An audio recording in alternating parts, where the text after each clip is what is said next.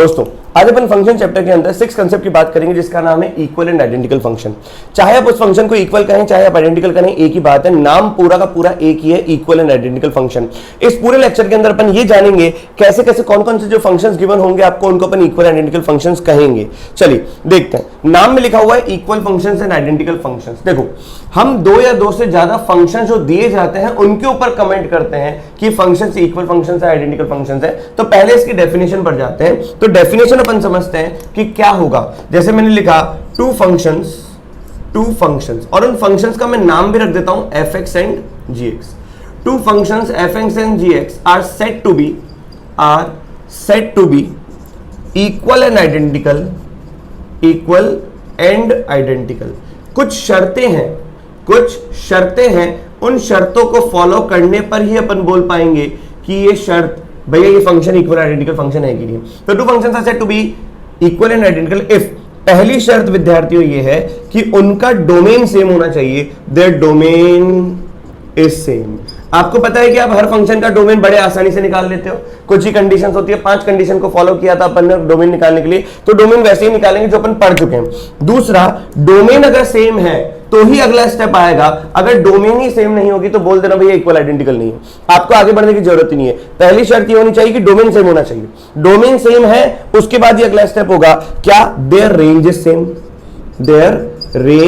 Same. और range के लिए भी अपन ने 3 से 4 लेक्चर पढ़े थे और आप उसको फॉलो करके इसकी रेंज भी निकाल सकते हो किसी फंक्शन की। तो डोमेन सेम होगा तो बात होगी, अदरवाइज सीधा बोल देना इक्वल आइडेंटिकल फंक्शन नहीं है।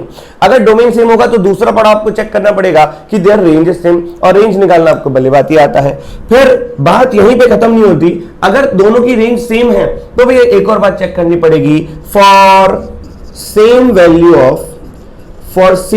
ऑफ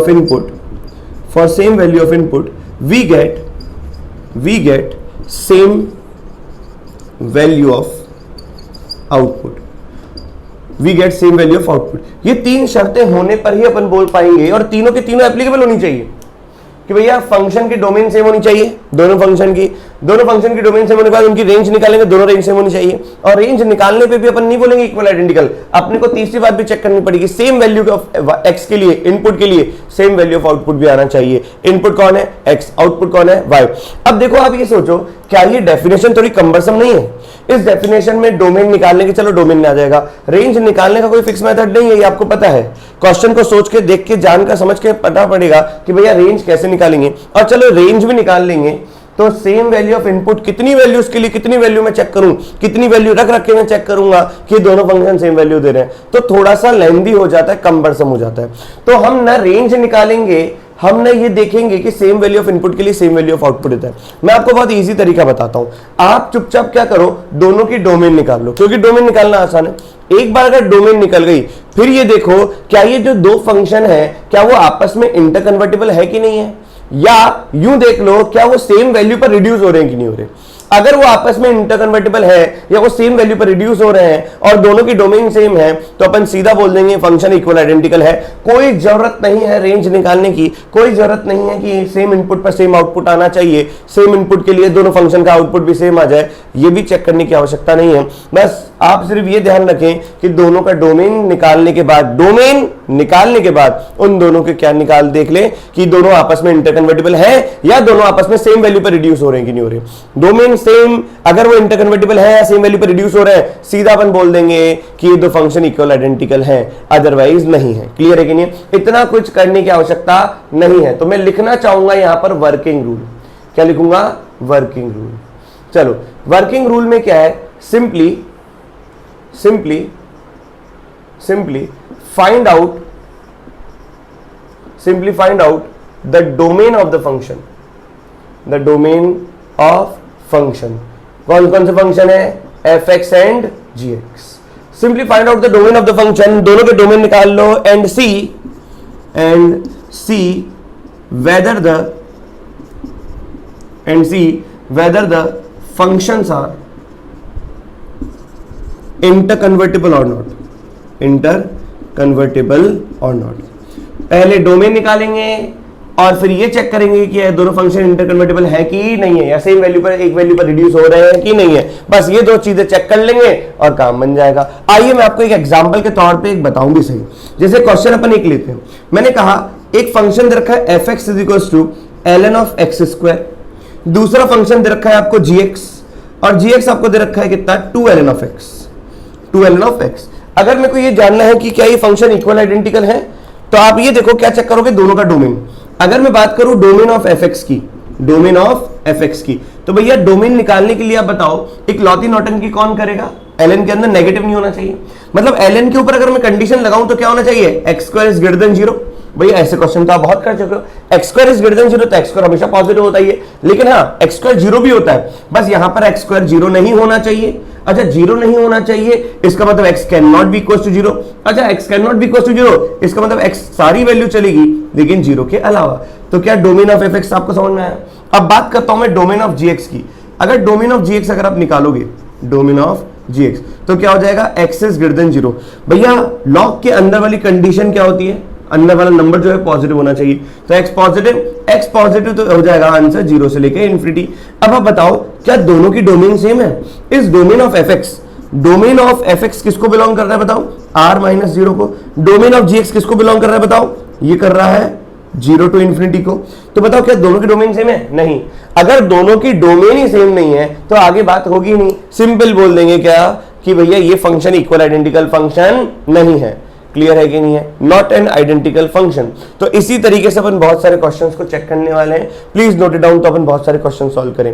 तो यही डेफिनेशन है, इस डेफिनेशन को फॉलो ना करके आप सिर्फ वर्किंग रूल देखें कि पहले डोमेन निकालें, डोमेन निकालना तो जरूरी है, फिर डोमेन निकालने के बाद रेंज देखें। रेंज देखने की जरूरत नहीं है, सिंपल ये देख लें कि इंटरकन्वर्टिबल है कि नहीं।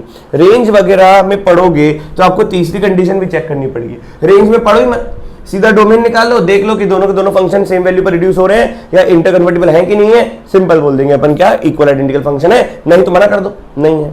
आओ जल्दी से इसको नोट डाउन करो तो क्वेश्चंस करें। अब इन क्वेश्चंस को अपन देखेंगे कि क्वेश्चंस जो हैं इनमें से कौन कौन से फंक्शन, देखो मैंने हर बार आपको हर एक क्वेश्चन के अंदर दो फंक्शन दिए fx and gx, her question के अंदर आपको दो फंक्शन है fx एंड gx, और अपन ये चेक करेंगे whether the functions are equal identical और नॉट। अब देखो कैसे चेक करेंगे, सबसे पहले डोमेन निकालेंगे, डोमेन निकालने के बाद रेंज निकालने की आवश्यकता नहीं है, सीधा क्या बोलेंगे अपन कि अगर एक दूसरे में इंटरकन्वर्टिबल है या सेम वैल्यू पर सेम रिड्यूस हो रहे हैं तो सीधा अपन बोल देंगे फंक्शन इक्वल आइडेंटिकल है। लेकिन आपको पता होना चाहिए डोमेन कैसे निकालेंगे। डोमेन निकालते वक्त फंक्शन को छेड़ना नहीं है, ये आपको बहुत अच्छे तरीके से समझा रखा है। जो function as it is given है उसी फंक्शन का डोमेन निकलेगा बिना मैनिपुलेशन किए, बिना फंक्शन को छेड़े। आओ जैसे एक एक क्वेश्चन को समझते हैं। जैसे आपने क्वेश्चन लिखा हुआ है fx = x²/x, अगर आपने इसको काट दिया तो गलत हो जाएगा, तो भैया डोमेन नहीं निकल पाएगी। डोमेन तभी निकलेगी जब as it is function given होगा। तो भैया फंक्शन क्या गिवन है, x²/x, आपको फंक्शन x²/x गिवन है। अगर आपने इसको काट दिया तो आप इसको x लिख दोगे, और x लिखते ही महापाप गलत हो जाएगा क्योंकि डोमेन एक्चुअल नहीं निकलेगी। तो अगर डोमेन निकालना है तो फंक्शन को छेड़ना नहीं है। तो बताओ इस फंक्शन का डोमेन क्या हो गया। इकलौती नौटंकी कौन करेगा, denominator. Denominator can not be equal to what, 0। इसका मतलब अगर मैं डोमेन ऑफ फंक्शन की बात करूं तो क्या होगा, सारी वैल्यूज चलेंगी लेकिन 0 के अलावा। और यहां पर अगर मैं gx की बात करूं तो gx में डिनोमिनेटर में कुछ भी नहीं है, एज इट इज जो फंक्शन गिवन होता है उसी का डोमेन निकलता है विदाउट मैनिपुलेशन। तो यहां पर फंक्शन gx तो दे रखा है, तो अगर इसके डोमेन की बात करूं तो ये डोमेन क्या हो जाएगा बताओ, x बिलोंग्स टू r। क्या दोनों की डोमेन सेम है, नहीं है।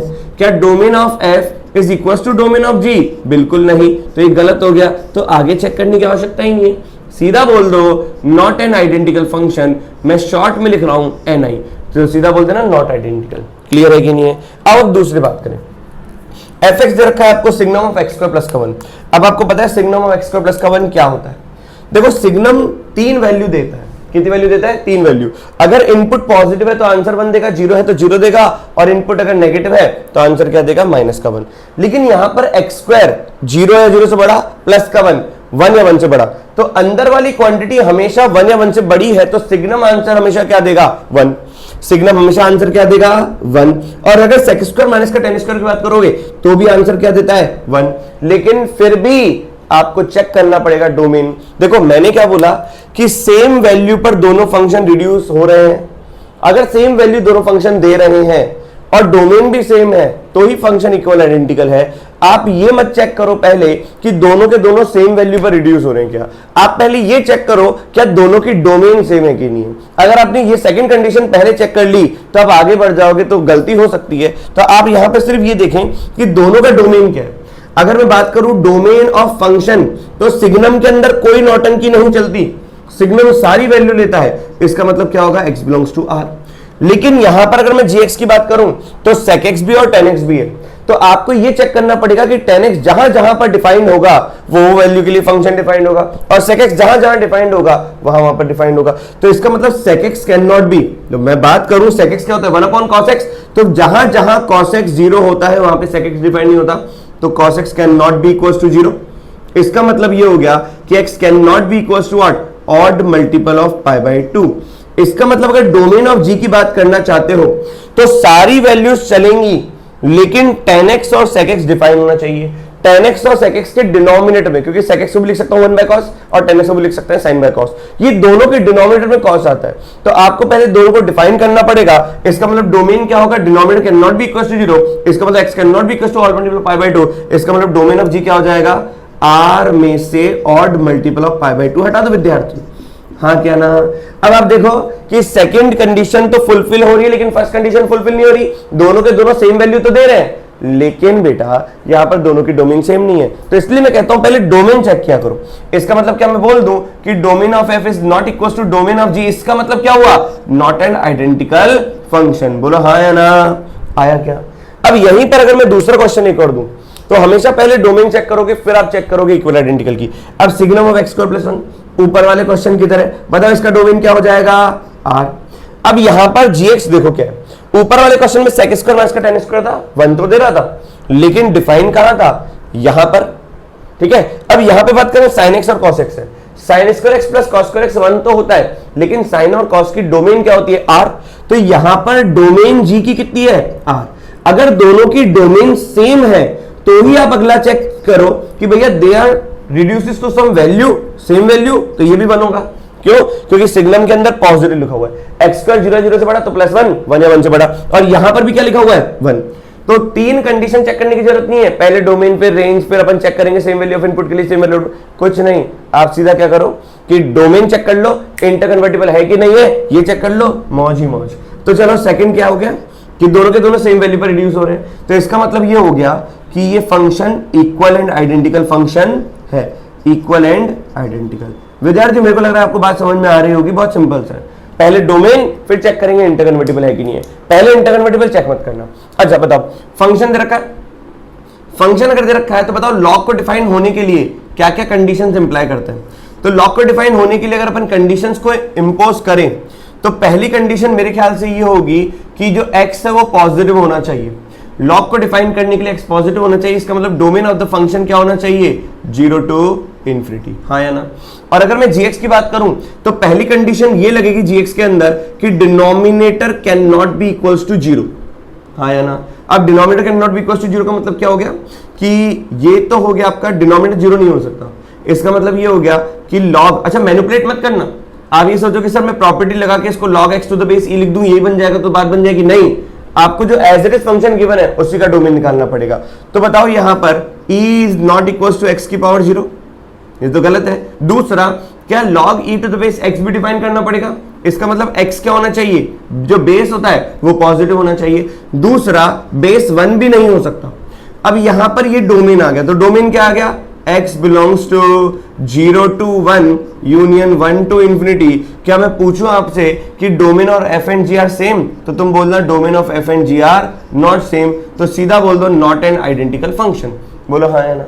आइए अगला चेक करें। अब अगले वाले क्वेश्चन को देखो, क्या function f(x) equals to log e to the base x दे रखा है।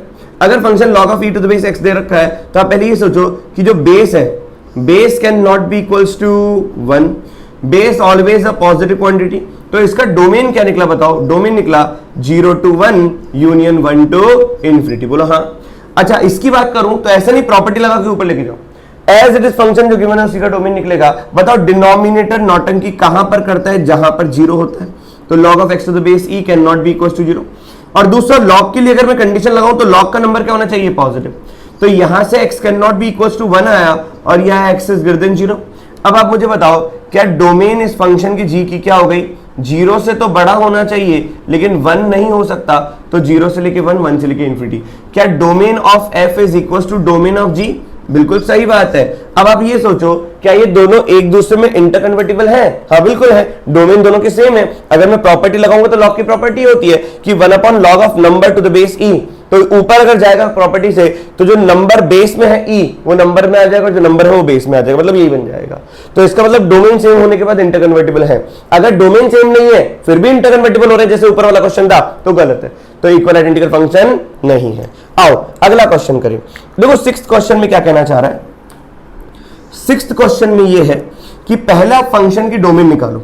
अगर मैं कहूं डोमेन ऑफ f तो क्या बोलोगे, एक्स स्क्वायर माइनस का 1 इज ग्रेटर देन 0। इसका मतलब क्या हो गया, x minus 1 into x plus 1 is greater than 0। इसका मतलब क्या हो गया, नंबर लाइन पर आऊंगा तो यहाँ पे -1 होगा, यहाँ पर 1 होगा, दोनों पे क्या आएगा ओपन प्लस माइनस प्लस, तो यहाँ पे आ गया इस साइड, यहाँ पे आ गया इस साइड। इसका मतलब x belongs to minus infinite to -1 union 1 to infinite. क्या विद्यार्थी बात समझ में आई? अब अगर मैं बात करूं डोमेन ऑफ g की, तो डोमेन ऑफ g यहाँ पे बात कर रहा हूं, तो डोमेन ऑफ g में ये भी डिफाइन होना चाहिए और ये भी डिफाइन होना चाहिए। तो क्या पहली condition x minus 1 is greater than 0 लगेगी, is greater than equals to 0 लगेगी, तो बेटा यहां पर भी इक्वल टू आएगा क्योंकि न्यूमरेटर में ना, तो यहां पर क्लोज आएगा, यहां पर क्लोज, तो यहां पर भी क्लोज आएगा। क्लियर है कि नहीं? चलो बच गए, त्रुटि होने से बच गए कि डिनोमिनेटर के अंदर वाली quantity greater than equals to 0।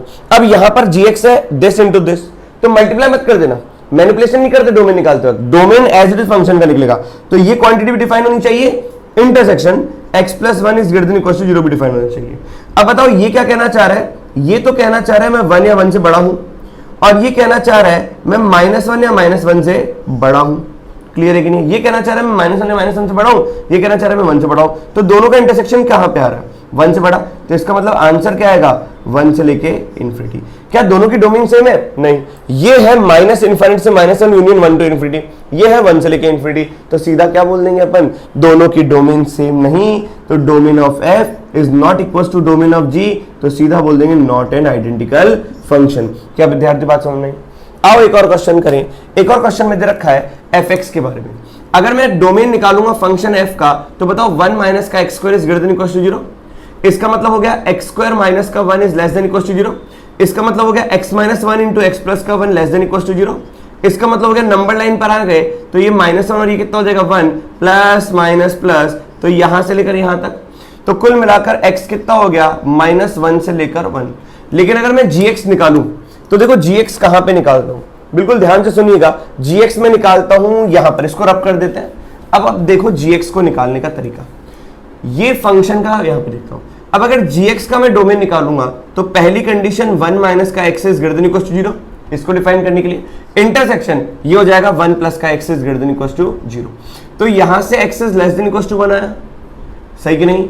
और यहां से क्या आएगा x is greater than equal to -1, मतलब ये कहना चाह रहा है कि मैं -1 या -1 से बहुत बड़ा हूं, ये कहना चाह रहा है मैं 1 या 1 से बहुत छोटा हूं, तो दोनों का इंटरसेक्शन क्या आया कि x is belongs to -1 to 1।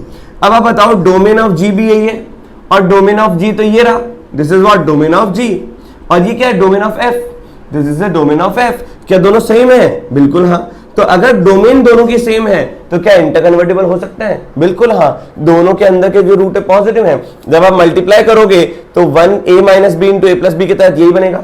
तो पहले डोमेन चेक करेंगे और फिर चेक करेंगे इसका क्या इंटरकन्वर्टिबल। जल्दी से इसको नोट डाउन कर दो, एक आध क्वेश्चन और करें। अब इस क्वेश्चन को देखते हैं, आपको 4 ऑप्शन रखे हैं ए बी सी डी, और आपको ये देखना है कि कौन कौन से फंक्शन इक्वल आइडेंटिकल फंक्शन है या नहीं है। ठीक है, मतलब यूं देख लो क्वेश्चन, कौन कौन से फंक्शन इक्वल आइडेंटिकल हैं, नहीं तो बात नहीं करते। अब देखो पहले फंक्शन की डोमेन, हर एक फंक्शन की डोमेन, अगर मैं आपसे ए पार्ट पूछूं तो बताओ fx कितना हो जाएगा, signum of mod of x plus का 1। अब आपको पता है सिग्नम के बारे में सारी संपूर्ण जानकारी है, signum of mod of x plus का 1, इसका मतलब कि सिग्नम के अंदर वाली क्वांटिटी क्या है, पॉजिटिव। अगर पॉजिटिव है तो ये आंसर क्या देता है 1। पहले ये देखो कि भैया सिग्नम के अंदर क्या क्या जा सकता है, तो सिग्नम के अंदर मॉड x है, तो मॉड x कुछ भी हो सकता है, तो इसका डोमेन क्या होगा x बिलोंग्स टू r, तो domain of f is what belongs to x belongs to r। दूसरा सिग्नम के अंदर मॉड x प्लस 1 है, तो बताओ मॉड x की रेंज क्या होती है, 0 या 0 से बड़ा, प्लस का 1 अगर कर दूंगा तो 1 या 1 से बड़ा, तो इसका मतलब सिग्नम को खाने के लिए क्या मिल रहा है 1 या 1 से बड़ा, इसका मतलब सिग्नम आंसर क्या दे रहा है 1। तो मैंने डोमेन भी निकाल दिया और ये वैल्यू रिड्यूस होकर किस में आ रही है ये भी निकाल रहा हूं, है ना। सबको मैं सॉल्व करता हूं। अब अगर बात करें अपन दूसरे पार्ट की, तो दूसरा पार्ट देखो बी पार्ट ये है कि आपको gx दे रखा है sine square ln of x plus का cos square ln of x। मैंने आपको हमेशा कहा है कि भैया डोमेन निकालते वक्त छेड़ना नहीं है। तो क्वेश्चन क्या गिवन है आप ये देखो, साइन स्क्वायर के अंदर ln x है, तो ln x हीरो कौन है पिक्चर का, जिसके पास ln होगा, जिसके पास भैया हीरो पिक्चर का वो होता है जिसके पास होता है x। अब पिक्चर का हीरो कौन है, ln x, क्योंकि ln x के पास x है। तो यहां पे डोमेन किसके लिए बेसिस पे निकलेगी, ln x के बेसिस पे। तो भैया ln x कब डिफाइंड होता है, जब x क्या होता है, पॉजिटिव। तो कुल मिलाकर इस फंक्शन की domain x belongs to r नहीं है, इस फंक्शन की डोमेन x ग्रेटर देन 0 है, क्योंकि x ग्रेटर देन 0 ही लॉग खा सकता है, और लॉग खा के जो आंसर देगा वो साइन स्क्वायर खाएगा। तो भैया पिक्चर का हीरो कौन है, लॉग, जिसके पास है x वही है पिक्चर का हीरो, उसी से निकलेगा डोमेन और उसी के बेसिस पे क्वेश्चन सॉल्व होता है। तो x ग्रेटर देन 0, तो डोमेन ऑफ gx कितना आ गया बताओ, x इज ग्रेटर देन 0, सही कि नहीं। अच्छा बताओ sine square something plus cos square something reduce किस में होता है, 1 में। अब ये दोनों फंक्शन क्या इक्वल आइडेंटिकल है, बिल्कुल भी नहीं। इसकी डोमेन r है और इसकी डोमेन क्या पॉजिटिव, भले क्यों ना ये सेम वैल्यू पर रिड्यूस क्यों ना हो रहा हो, लेकिन ये दोनों फंक्शन इक्वल आइडेंटिकल नहीं है।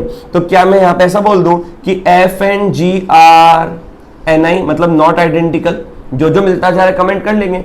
चलो सी पार्ट की बात कर रहे हैं। सी पार्ट में देखो लिखा हुआ है kx, k ऑफ x दे रखा है sec स्क्वायर, और ये हो जाएगा gif of fractional part of x। बाहर वाला gif है, अंदर वाला फ्रैक्शनल पार्ट है। अब आप बताओ फ्रैक्शनल पार्ट, पिक्चर का हीरो कौन है, फ्रैक्शनल पार्ट, क्योंकि उसी के पास x है। इसका मतलब जब जब ये डिफाइंड होगा तब तब बात बनेगी। तो मैं तुमसे ये कहना चाहता हूं, भले sec स्क्वायर क्यों ना हो, आपको टेंशन लेने की आवश्यकता नहीं है, क्योंकि x का फ्रैक्शनल पार्ट, जैसे मैं कहता हूं तुमसे 2.1 जो फ्रैक्शनल पार्ट है वो कितना है, 0.1। 2.1 का फ्रैक्शनल पार्ट 0.1, और जैसे ही 0.1 का आप gif ले लोगे तो आंसर क्या आएगा, 0। इसका मतलब हर फ्रैक्शनल पार्ट का gif क्या आ रहा है, 0। तो sec स्क्वायर को तो हमेशा खाने के लिए 0 मिल रहा है, लेकिन डोमेन क्या है, डोमेन भैया फ्रैक्शनल पार्ट जिसके डोमेन होगा वहीं पे डिफाइन होगा। मतलब फ्रैक्शनल पार्ट पिक्चर का हीरो है, इसका मतलब फ्रैक्शनल पार्ट का डोमेन क्या होता है, x बिलोंग्स टू r। तो इस फंक्शन का डोमेन क्या होगा, x बिलोंग्स टू r। ये मत कहना कि सर sec स्क्वायर में क्या होता है, 1 बाय कॉस स्क्वायर, तो 1 बाय कॉस स्क्वायर में कॉस स्क्वायर जो होना चाहिए वो डिफाइन होना चाहिए, मतलब कि वो 0 नहीं होना चाहिए, वो 0 नहीं होना चाहिए। इसका मतलब अपन हटाएंगे वैल्यूज, नहीं भैया पिक्चर का हीरो है फ्रैक्शनल पार्ट, क्योंकि उसके पास x। फ्रैक्शनल पार्ट जब सॉल्व होगा उसका gif लूंगा तो हमेशा 0 आएगा, और 0 कौन खाएगा, sec स्क्वायर, तो हमेशा डिफाइन होगा, सही कि नहीं। तो यहाँ पे x बिलोंग्स टू r, इसके बेसिस पे निकाला फ्रैक्शनल पार्ट के बेसिस पे। अच्छा अब आप बताओ फ्रैक्शनल पार्ट का gif हमेशा 0 होता है, तो sec square 0 reduces to what, 1। तो आप मेरे को ये बता सकते हो क्या कि क्या f का भी डोमेन r है, k का भी डोमेन r है, दोनों ही 1 पे रिड्यूस हो रहे हैं, तो क्या मैं f and k are identical function बोल दूं, f and k are identical function. तो ये बोल सकता हूं क्या कि g and k are not identical. बोलो विद्यार्थियों, नॉट आइडेंटिकल। अब तीसरी बात करें, अब बताओ sine inverse and cos inverse, ये मैंने आपको पढ़ा चुका हूं डोमेन और रेंज के अंदर। बताओ साइन इनवर्स x, आपको बताया भी था कि fx अगर आपका साइन x दे रखा है तो आप बताओ x क्या होगा, एंगल, और fx क्या होगा, वैल्यू। फिर मैंने आपको बताया था कि अगर आपको gx इक्वल्स टू दे रखा है साइन इनवर्स ऑफ x, तो मैंने कहा था x क्या होगा, वैल्यू, और यहाँ पे gx क्या होगा, एंगल। तो आपको बहुत अच्छे तरीके से बता रखा था कि every item is an angle, every item is an angle. अब बताओ कॉस, कॉस क्या होता है, कॉम्प्लीमेंट्री ऑफ साइन। तो साइन इनवर्स एक एंगल है, तो कॉस इनवर्स उस एंगल का कॉम्प्लीमेंट्री है। तो मान लो अगर ये थीटा है तो ये कितना है, π/2 माइनस का थीटा, क्योंकि कॉस इनवर्स का मतलब क्या होता है कि इनवर्स तो है साइन, मतलब कॉस का इनवर्स तो है, लेकिन ये भी एक एंगल है और ये भी एक एंगल है। कोसाइन का मतलब होता है complementary of sine. Sine inverse एक एंगल है, तो कॉस इनवर्स क्या होगा कि भैया साइन का कॉम्प्लीमेंट्री। तो अगर ये π/2 है, ये थीटा है, तो ये π/2 माइनस का थीटा है, तो कट पीट के क्या आएगा, π/2। तो कुल मिलाकर h ऑफ x क्या हो गया, 2/π। ये अगर थीटा है तो ये हो जाएगा π/2 माइनस का थीटा, तो ये कैंसिल आउट, तो आंसर कितना आएगा, h ऑफ x कितना, 1। लेकिन आप पहले ये देखो कि इसकी डोमेन क्या है। तो बताओ पिक्चर का हीरो कौन है, पिक्चर का हीरो है फ्रैक्शनल पार्ट। अब फ्रैक्शनल पार्ट है पिक्चर का हीरो, तो फ्रैक्शनल पार्ट की जो डोमेन होगी वो इसकी डोमेन होगी। तो कुल मिलाकर यहां पर इसकी डोमेन क्या हो गई, x बिलोंग्स टू r। बताओ क्यों, क्योंकि फ्रैक्शनल पार्ट सारी वैल्यू देता है। अब फ्रैक्शनल पार्ट अगर सारी वैल्यू देगा तो फ्रैक्शनल पार्ट की रेंज क्या होगी, क्लोज जीरो से ओपन वन, और क्लोज जीरो से ओपन वन के लिए साइन इनवर्स और कॉस इनवर्स दोनों डिफाइंड है। इसका मतलब डोमेन क्या हो गया, x बिलोंग्स टू r। तो कुल मिलाकर अगर मैं बात करूं hx की, तो hx का जो डोमेन है, डोमेन ऑफ hx वो क्या है, x बिलोंग्स टू r। और hx किस में रिड्यूस हो रहा है, hx रिड्यूस हो रहा है 1 में। इसका मतलब ये है कि f and h are identical function. f और h कैसे फंक्शन है, आइडेंटिकल फंक्शन है। दूसरा g और h कैसे फंक्शन है, नॉट आइडेंटिकल। तो g and h are not identical क्योंकि दोनों की डोमेन सेम नहीं है। दूसरा क्या k जिसका डोमेन r है और h जिसका डोमेन r है, ये दोनों में सेम हो गए, तो यहां से बोलूंगा कि k and h are identical function. तो इस तरीके से अपन कमेंट करेंगे। तो ये क्वेश्चन बहुत प्यारा है। तो ये था पूरा का पूरा concept equal and identical functions का। चलिए मिलते हैं नेक्स्ट लेक्चर में नेक्स्ट कंसेप्ट के साथ।